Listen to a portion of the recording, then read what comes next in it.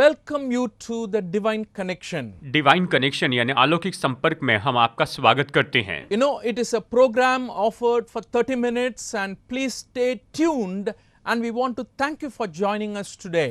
ये 30 मिनट का प्रोग्राम है और हम चाहते हैं कि आप हमारे साथ में जुड़े रहिए और हमारे साथ में जुड़े रहने के लिए आपका बहुत बहुत धन्यवाद। You know, the situation we are in right now may not be very pleasant and it is very uncertain. अभी हम जिस परिस्थिति में हैं ये तो बहुत अच्छी परिस्थिति नहीं है और निश्चय ही ये तो अनिश्चित परिस्थिति And है। sometimes you may feel disturbed in a time like this. और कई बार इस तरह के समय में आप बहुत ही व्याकुल हो जाते हैं, परेशान हो उठते That is हैं। why we say and we name this program Divine Connection, that when you are connected with God, the creator of mankind and the creator and ruler of the universe, definitely you will feel confident, you will feel comfortable and you will always have the hope for the future. और इसलिए हमने इस programme का नाम divine connection यानी ईश्वरीय संपर्क रखा है, जिसमें आप संसार के सृष्टिकर्ता परमेश्वर के साथ में संपर्क में आते हैं, जिससे आप भरोसा महसूस कर पाएंगे और इसके कारण आपकी आत्मशक्ति बढ़ती जाएगी। आप उस पर विश्वास करेंगे और अपने जीवन में भरोसे के साथ में You know, रहेंगे। God is a real person. देखिए, परमेश्वर एक असली व्यक्ति हैं And the God we are presenting from this Bible, what this Bible talks about is a very real person who wants to connect with you today. और इस Bible में से हम जिस परमेश्वर के बारे में बता रहे हैं वो तो एक असली व्यक्ति हैं और वो आज आपके साथ में संपर्क में आना And चाहते one of the हैं। ways you can connect with him today is by reading his word. और एक तरीके से आप उसके साथ संपर्क में आ सकते हैं और वो है उसका वचन पढ़ने के द्वारा। Even as I speak to you, you listen. I am speaking from God's word and he is connecting with you. जैसे इस समय मैं परमेश्वर के वचन में से आपको यहाँ पर सिखा रहा हूँ, आप इसे सुनिए और वो आपके साथ में जुड़ रहे हैं। And that is why this time is so very important and please pay a very close attention to what is being said. और इसलिए ये बात तो बहुत ही महत्वपूर्ण है और जो कुछ भी सिखाया जा रहा है आप उसे बहुत ही ध्यान से सुनिए।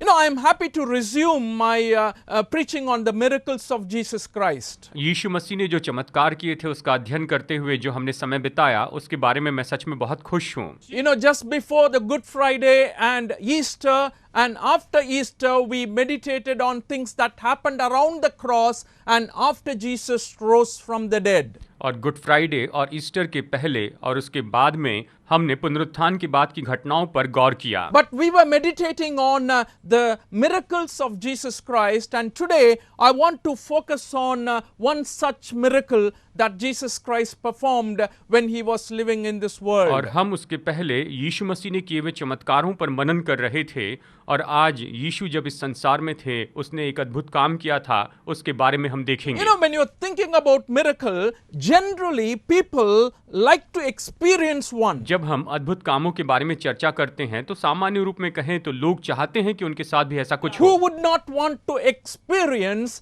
the power of God in their lives through a miracle? कौन अपने जीवन में अद्भुत काम के द्वारा परमेश्वर की सामर्थ का अनुभव करना नहीं चाहेगा? When people are going through problems, जब लोग समस्याओं में से होकर जाते when they हैं, feel that things are going out of their hand, जब वो महसूस करते हैं कि सब कुछ उनके हाथों से निकलते चले जा and रहा है, particularly when all the natural resources are exhausted, और खासकर जब सारे स्वाभाविक स्रोत खत्म होते and हैं they come to God, they come to Jesus and us and expects for a miracle. और ऐसे समय में लोग प्रभु यीशु मसीह के पास आए और वो अपेक्षा कर रहे थे कि वो उनके जीवन में कुछ महान काम करें।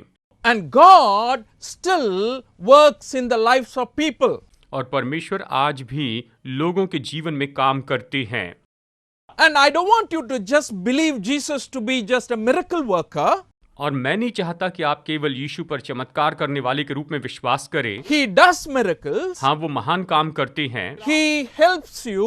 वो आपकी मदद करते हैं, He comforts you. वो आपको तसल्ली देते हैं He promises His grace and presence to be with you. और वो प्रतिज्ञा करते हैं कि उसका अनुग्रह और उसकी उपस्थिति आपके But साथ the होगी। main purpose for Jesus coming into this world is to save the people from their sins. लेकिन यीशु का इस संसार में आने का मुख्य उद्देश्य ये था कि लोगों के पापों से उन्हें बचाएं, Because nobody else can do that. क्योंकि बाकी और कोई इसे नहीं कर सकता था। The prophets did miracles. पुराने जमाने में भविष्यवक्ताओं ने महान काम किए, The apostles did miracles. प्रेरितों ने उस समय महान काम किए थे। Many men of God whom God used both in the Old Testament and New Testament have done miracles. बहुत से परमेश्वर के दास जिन्हें परमेश्वर ने उपयोग किया पुराने नियम में और नए नियम में, उन्होंने अद्भुत काम But to किए। save a person, you need only Jesus. There is nobody who can save. लेकिन मनुष्य के उद्धार के लिए हमें केवल यीशु मसीह चाहिए और कोई उद्धार नहीं दे सकता है। So when we are talking about, miracles of Jesus Christ, please don't associate Jesus with miracles alone. और जब हम यीशु मसीह ने किए हुए चमत्कारों के बारे में बात करते हैं तो आप केवल यीशु को चमत्कार करने वाले के रूप में ही न That is the देखें। point I want to drive at. मैं इस बात को यहाँ पर स्पष्ट कहना चाहता And हूँ। when he was living in this world, we read this wonderful miracle, Matthew chapter 15, verses 21 to 28. जब यीशु मसीह यहाँ पर इस पृथ्वी पर थे उन्होंने महान काम किया। मत्ती 15 वचन 21 से 28 तक हम देखते हैं। The same miracle is also written by another gospel writer, Mark chapter 7, verses 24 to 30. मरकुस अध्याय 7 वचन 24 से वचन 30 तक मरकुस भी इसी चमत्कार के बारे में लिखता है। And if you read this story, it is very interesting that at one point of Jesus's ministry on earth, he was very tired. आप अगर इस घटना को पढ़ेंगे तो आप पाएंगे कि यीशु मसीह की इस पृथ्वी पर की सेवकाई के समय वहां पर वो बहुत ही थक गए थे। He did not want anybody to know it, so he went to a remote place. और वो नहीं चाहते थे कि कोई इसे जाने, इसलिए वो दूर की जगह पर चले गए। Jesus and his disciples went to this place. It's a new area, and he did not want people to come and disturb Yeshu him. मसीह और उसके चेले इस जगह पर गए। ये तो नई जगह थी और वो नहीं चाहते थे कि कोई आकर उन्हें परेशान That is करे। very clearly written by Mark in chapter 7, verses 24. मरकुस अध्याय 7 वचन 24 में इसके बारे में बहुत ही स्पष्ट लिखा है। It says, Jesus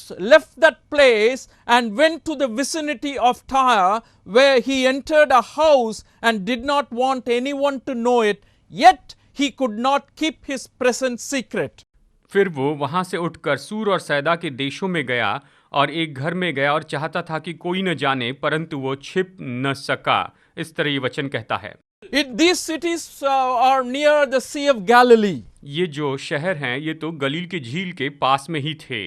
If you want to relate a place in today's world, it's near Lebanon. अगर आज की दुनिया में इस जगह के बारे में आप देखें तो ये लेबनान का करीबी भाग So है। Jesus was there in that place and he did not want anybody to know where he was. और यीशु उस जगह पर जाते हैं और वो चाहते थे कि कोई भी न जाने कि वो कहाँ पर हैं। But he could not keep his presence secret. परंतु वो अपने आप को वहां पर छिपा कर न रख सके, वो वहां छिप कर नहीं रह The सके। reason being, whenever he moves or wherever he moves, people have been always watching, thronging after Jesus. इसका कारण ये है कि यीशु जहां कहीं भी जाते वहां पर हमेशा लोग उसकी उपस्थिति में आना So चाहते in थे। this context, there was a woman whose name is not named, but she is called as a Syrophoenician woman. यहाँ पर इस घटना में हम देखते हैं कि एक स्त्री जिसका नाम नहीं बताया गया लेकिन कहा गया है सुराफीनी की स्त्री, यानी सुरुफीनी की जाति की ये स्त्री She is थी। also sometimes referred to as the Canaanite woman. और कुछ जगह पर इसे कनानी स्त्री के रूप में भी बताया गया And है। this woman had a great need. और इस स्त्री की बहुत बड़ी जरूरत थी, And her daughter was very sick. क्योंकि उसकी बेटी तो बहुत ही बीमार थी। Her daughter was disturbed by evil spirit. उसकी बेटी जो थी वो तो अशुद्ध आत्मा के द्वारा परेशान And थी। she probably heard about Jesus Christ. और शायद उसने यीशु मसीह के बारे में सुना And होगा। when she knew that Jesus was here, she ran out to him and called him, Jesus, son of David, please heal my daughter. और जब उसने जाना कि यीशु वहां पर है तो वो उसके पास गई और कहा कि दाऊद की संतान यीशु, मेरी बेटी को चंगाई दीजिए। Have mercy on me, son of David. This was her cry. उसकी पुकार यही थी कि हे दाऊद की संतान, मुझ पर दया कर। My daughter was suffering from terrible demon possession. मेरी बेटी दुष्टात्मा के द्वारा सताई जाती है।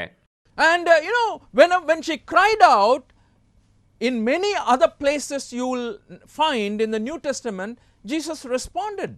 और आप नए नियम में पाएंगे कि जब लोगों ने इस तरह से पुकारा तो यीशु ने उत्तर दिया। But in this case, it says, in the beginning that Jesus did not answer her. लेकिन इस केस में हम देखते हैं जैसे ये कहता है कि यीशु ने उसे उत्तर नहीं दिया, उसे कोई जवाब नहीं दिया। And in Matthew 15:23, you find this is what is being read there. Jesus did not answer a word, so his disciples came to him and urged him, send her away, for she keeps crying out after us. यीशु ने उसे कुछ उत्तर न दिया, तब उसके चेलों ने आकर उससे विनती की, इसे विदा कर, क्योंकि वो हमारे पीछे चिल्लाती हुई आ रही है। इस तरह यीशु के चेलों ने उससे विनती So की। disciples were persuading Jesus because this woman was calling after them. तो चेले यीशु से विनती करने लगे क्योंकि ये स्त्री उसे पुकारती चली जा रही थी, उसके पीछे आ रही थी और वो उससे बार बार विनती कर रही And you थी। get somewhat of a disturbing answer from Jesus saying, I've been sent to the lost sheep of Israel. और यीशु यहाँ पर कुछ परेशान करने वाला उत्तर देते हैं, कहते हैं इस्राएल के घराने की खोई हुई भेड़ों को छोड़ मैं किसी के पास नहीं भेजा गया। He also says, it is not good to throw the children's bread to their dogs. और यीशु ने यह भी कहा कि लड़कों की रोटी लेकर कुत्तों के आगे डालना अच्छा नहीं, इस तरह यीशु ने कहा था। But this woman was so humble and so persistent, and she continued to call on Jesus. Okay, Master, I understand, but the dogs will eat the crumbs that fall from their tables. लेकिन ये जो स्त्री थी ये तो इतनी नम्र थी कि उसने कहा कि सत्य है प्रभु, पर कुत्ते भी वो चूर चार खाते हैं जो उनके स्वामियों की मेज से गिरते हैं, इस तरह उसने कहा। And Jesus' answer is amazing. और यीशु का उत्तर तो यहाँ पर बहुत ही अद्भुत है। Woman, your faith is great and your request is granted.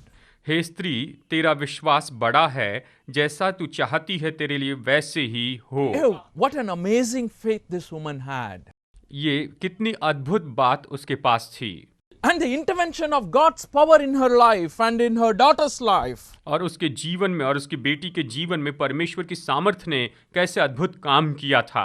And the Bible says very clearly her daughter was healed in that very hour. और बाइबल बहुत स्पष्ट कहती है कि उसकी बेटी उसी घड़ी से चंगी हो गई, वो उसी घड़ी ठीक हो गई। Wonderful story. ये तो बहुत ही अद्भुत कहानी है And beautiful event. और ये बहुत ही सुंदर घटना है। And very, very powerful and influential lessons can come from here. और यहाँ से बहुत ही सामर्थ्य और बहुत ही महत्वपूर्ण पाठ हम सीख सकते हैं, हम ज्ञान पा सकते And हैं। we were talking about the Canaanite woman who received a grand miracle from Jesus' hands. हम उस कनानी स्त्री के बारे में कह रहे हैं जिसने यीशु की ओर से महान अद्भुत काम पाया Her था। daughter was disturbed by the evil spirit and Jesus healed her. उसकी बेटी दुष्ट आत्माओं के द्वारा सताई गई थी और यीशु ने उसे पूरी तरह से चंगाई दी, उसे छुटकारा दिया। Now, what does that mean to me today? तो आज इसका मेरे लिए क्या अर्थ होता है? What I can learn from this woman? इस स्त्री से मैं और क्या सीख सकता I'm हूँ? sure you can learn a lot. मैं निश्चय जानता हूँ कि आप बहुत कुछ सीख But I सकते want to हैं। point out a few things that are important. मैं यहाँ पर कुछ महत्वपूर्ण बातें बताना चाहता And the हूँ। first thing I want to share with you is the Canaanite woman's persistence and hope is a model for us to imitate. यहाँ पर सबसे पहली बात बताना चाहता हूँ कि ये कनानी स्त्री जिस तरह से डटी रही, ये तो निश्चय हमारे विश्वास के लिए एक आदर्श है। The woman was approaching Jesus Christ for a favor.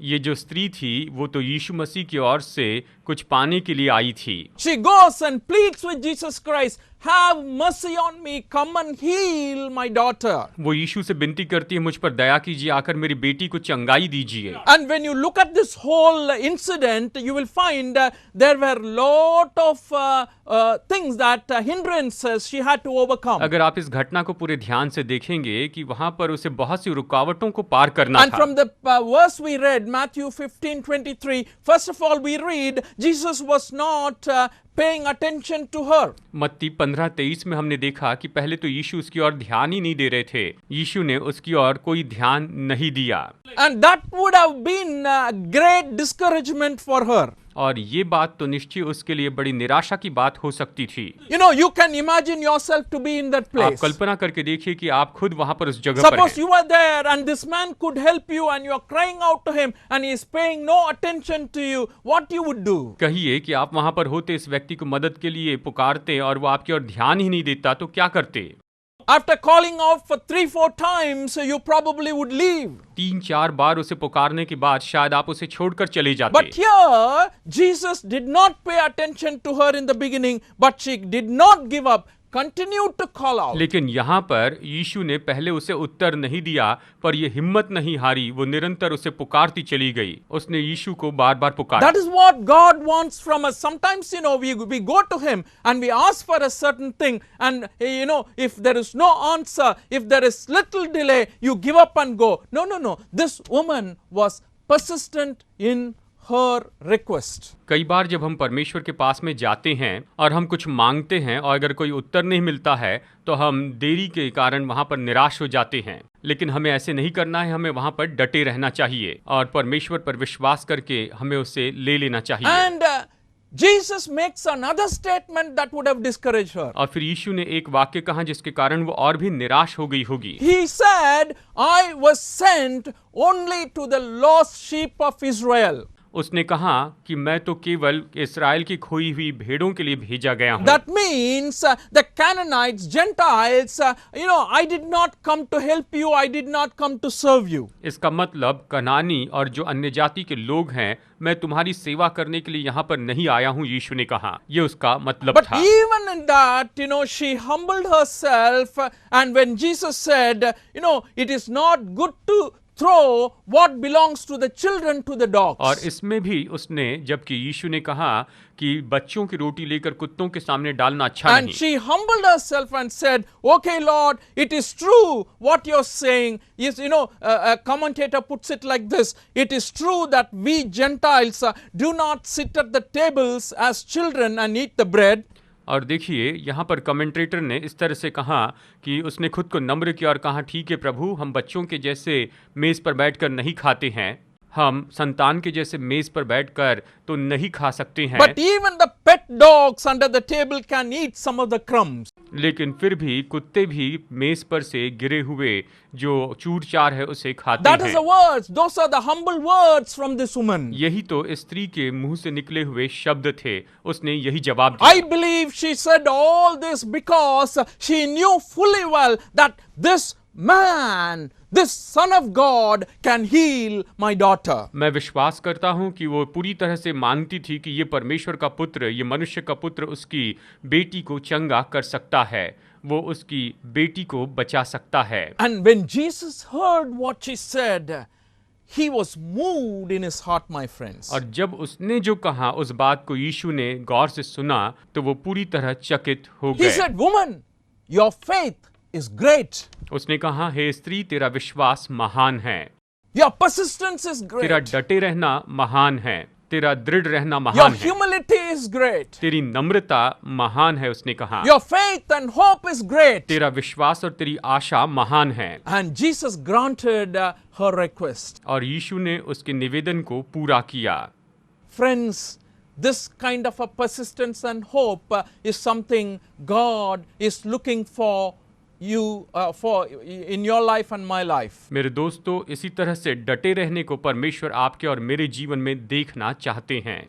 Today, whatever your needs may be, चाहे आज आपकी जो कुछ भी जरूरत क्यों I ना want हो, to share with you that this Jesus we are talking about in this program, he is a real God, he is a real Savior, a person whom you can relate to and talk to wherever you are right हम now. इस programme में आपको जिस यीशु के बारे में बता रहे हैं वो तो परमेश्वर हैं, वो असली परमेश्वर है जिसे आप चाहे जहां भी हो उसे पुकार सकते हैं। You may be in your house, चाहे आप अपने घर में ही हो, or you may be in another country, या फिर हो सकता है कि आप दूसरे देश में you हो, may be in a village, शायद आप किसी गांव में हो, or you may be feeling terrible and bad. या फिर आप बहुत ही बुरा महसूस कर रहे होंगे। And this Canaanite woman also was like that, and she came to Jesus and received this favor. ये कनानी स्त्री भी बिल्कुल ऐसी दशा में थी, लेकिन वो यीशु के पास में आकर उसकी कृपा प्राप्त करती है।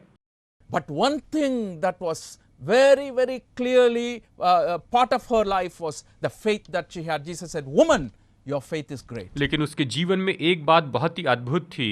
यीशु ने कहा कि हे स्त्री, तेरा विश्वास महान है, हे स्त्री, तेरा विश्वास बड़ा है। And the second important thing I want to communicate from this is Jesus helps people who are considered as outcasts. In other words, I'll put it like this: the grace of God is revealed on all those who do not deserve. यहाँ पर दूसरी महत्वपूर्ण बात मैं आपको बताना चाहता हूँ कि जो लोग बाहर के माने जाते थे, अन्य जाति मानते थे, उन्हें प्रभु यीशु मसीह ने उनके ऊपर दया की, उन पर कृपा की।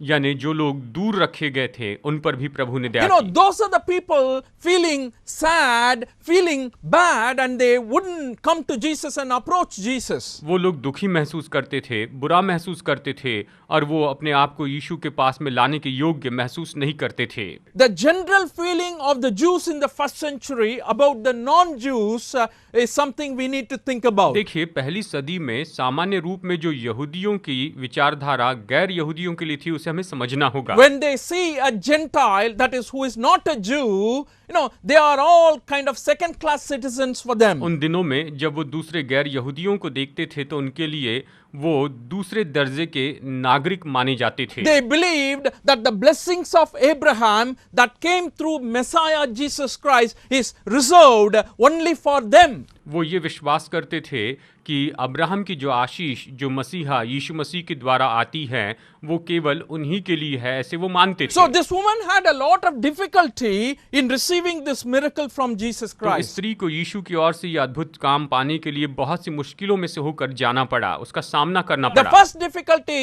is she's a woman. सबसे पहली मुश्किल ये थी कि वो एक स्त्री थी, वो एक स्त्री थी। Jewish rabbis usually did not pay attention to women. यहूदी रब्बी सामान्य रूप में उस जमाने में स्त्रियों की ओर ध्यान भी नहीं देते थे, वो उनकी ओर ध्यान नहीं देते थे। They were given very little importance. उस जमाने में प्राचीन काल में स्त्रियों को बहुत कम महत्व दिया जाता था, उन्हें कम महत्व दिया जाता था। Apart from that, she was also a Gentile. और इसी के साथ साथ वो तो एक अन्य जाति से आने वाली थी, एक परजातीय स्त्री थी। And Jews did not want to associate with और Gentiles. उस जमाने में यहूदी लोग अन्य जातियों से कोई लेन देन नहीं रखना चाहते थे, वो अन्य जातियों से दूर रहते थे। So sometimes, in the society what we are living, you may be feeling about yourself this way. शायद हो सकता है कि आज हम जिस समाज में रहते हैं, हो सकता है कि आप इस तरह से महसूस कर रहे हो I'm not important. कि मैं तो महत्वपूर्ण व्यक्ति नहीं हूँ, I'm not valued among the family मैं members, परिवार के सदस्यों में उतना महत्वपूर्ण व्यक्ति नहीं हूँ, among my neighborhood, among in the workplace I'm part मेरे of. आस पड़ोस में, मेरे दफ्तर में, जहाँ पर भी मैं हूँ उसमें महत्वपूर्ण नहीं My हूँ। dear friends, I want to tell you, Jesus Christ is always ready and willing to impart His grace and mercy on those people who do not मेरे deserve. दोस्तों, मैं आपको बताना चाहता हूं कि जो लोग योग्य नहीं हैं, काबिल नहीं हैं, यीशु मसीह उन पर हमेशा अनुग्रह करना चाहते हैं, उन पर दया करना चाहते And हैं। it doesn't mean He never helped non-Jews. Earlier in the Gospel of Matthew, we read about the centurion whom Jesus helped. He was a non-Jew. ये बात नहीं कि यीशु मसीह गैर यहूदियों की मदद नहीं करना चाहते थे, क्योंकि हमने देखा मत्ती में कि यीशु ने एक सूबेदार की मदद की थी, वो भी गैर यहूदी व्यक्ति था। And he also had a great faith, and Jesus appreciated his faith. और उसमें भी महान विश्वास था और यीशु ने उसके विश्वास की सराहना भी की थी। If you remember, a long time ago we meditated on this. He said, I do not deserve to have you under my roof. आपको याद है हमने कुछ समय पहले इस पर मनन किया था। इस सूबेदार ने कहा, मैं इस योग्य नहीं कि तू मेरे घर में आए। So Gentiles had great faith in the Lord Jesus Christ. यानी अन्य जाति के लोग प्रभु यीशु मसीह पर बहुत ज्यादा विश्वास रखते थे। So understand, Jesus is not trying to discourage her and send her away. Rather, Jesus was trying to create the faith in this woman who was coming for तो healing. इस बात को आप समझ लीजिए, यीशु उसे निराश करके वापस भेज देना नहीं चाहते थे, लेकिन यीशु इस व्यक्ति में, यहाँ पर स्त्री में विश्वास को बढ़ाना चाहते थे ताकि स्त्री का विश्वास और बढ़े। And that is what Jesus is all about. He helps people who feel rejected, who feel that they do not deserve. यीशु के बारे में यही तो खासियत है कि वो उन लोगों की मदद करते हैं जो उसके लायक नहीं हैं, जो अपने आप को दूर रखना चाहते हैं। And finally, I want to share with you that in Jesus Christ, all the barriers between people are removed and unity was made possible. और अंत में मैं आपको बताना चाहता हूँ कि यीशु मसीह में सारी रुकावटें दूर की जाती हैं और एकता संभव हो सकी है। और इसी के कारण एकता लाई गई है। And to vouch this idea, I want to read from Galatians chapter 3 verse 28. और इस विचार के बारे में बताते हुए मैं गलातियों अध्याय 3 वचन 28 को यहाँ पर पढ़ना चाहता It हूँ। says, there is neither Jew nor Greek, slave nor free, male nor female, for you are all one in Christ Jesus. ये कहता है, अब न तो कोई यहूदी रहा और न यूनानी, न कोई दास न स्वतंत्र, न कोई नर न नारी, क्योंकि तुम सब मसीह यीशु में एक हो। इस तरह ये वचन बताता My है। dear friends, Jesus Christ died on the cross, and after that, all this was made possible. मेरे दोस्तों, यीशु जब क्रूस पर मरे उसके बाद में ही ये संभव हो सका है। When Canaanite woman approached Jesus for healing, there was a separation between Jews and जब Gentiles. कनानी स्त्री यीशु के पास चंगाई के लिए आई थी तो उस समय यहूदी और अन्य जातियों के बीच में फर्क था, उनके बीच में दूरियां But थी। now when Jesus Christ died on the cross and gave his life for all people, that separation is completely removed. अब यीशु मसीह क्रूस पर मर चुके अपना बलिदान किया, इसलिए ये जो अलग किया जाना है वो पूरी तरह से दूर हो गया है। And today, if you are a child of God, there is no such separation. और इसलिए आज अगर आप परमेश्वर की संतान हैं तो ऐसा कोई भी अलगाव नहीं है। Jesus removed everything completely. यीशु ने सब कुछ पूरी तरह से दूर कर दिया है। And I want to tell you, if you are a real person having fellowship with God, connection with God, don't look at your caste, don't look at your social differences, and don't look at the differences that were originally, that is before Jesus Christ came into this world. मैं आपसे कहना चाहता हूं कि अगर आप ऐसे व्यक्ति हैं जिसका परमेश्वर के साथ में संपर्क है, यीशु आपके उद्धार करता है, तो आप कौन से समुदाय के हैं, आप किन बातों का अनुकरण करते आए हैं, इन बातों की ओर मत देखिए, वो सब प्रभु यीशु ने दूर कर दिया। Jesus Christ broke all those barriers and he brought all of us together as one. यीशु मसीह ने उन सारी रुकावटों को तोड़कर दूर किया और उसने हम सबको एकता में जोड़ दिया है, एकता में ला लिया है। This message is the direct effect of the gospel. ये जो संदेश है ये तो सुसमाचार का सीधा प्रभाव है। And this is the good news we want to share with और you. हम आपके साथ में यही शुभ संदेश बताना चाहते Now, the हैं। Canaanite woman, people felt outcast. She doesn't deserve. कनानी स्त्री के लिए लोगों ने ये सोचा कि ये तो अन्य जाति की है, ये लायक नहीं, ये किसी भी लायक नहीं, ऐसे सोचते थे। But Jesus helped her. लेकिन यीशु ने उसकी वहां पर मदद की थी। I don't know what you are feeling today, my friend, wherever you are listening to this आप program. चाहे आज कुछ भी क्यों ना महसूस कर रहे हैं, आप जहां भी हो, आप इस प्रोग्राम को देख रहे But हैं, the Jesus I am presenting to you is real, genuine, and he cares about you regardless of how you feel about yourself. आप चाहे कैसे भी क्यों ना महसूस करें, यीशु मसीह आपसे बहुत प्यार करते हैं, वो आपकी परवाह करते हैं, यीशु आपसे बहुत प्रेम करते हैं। May God bless you and your family today. परमेश्वर आज आपको और आपके परिवार को बहुतायत से आशीष दे।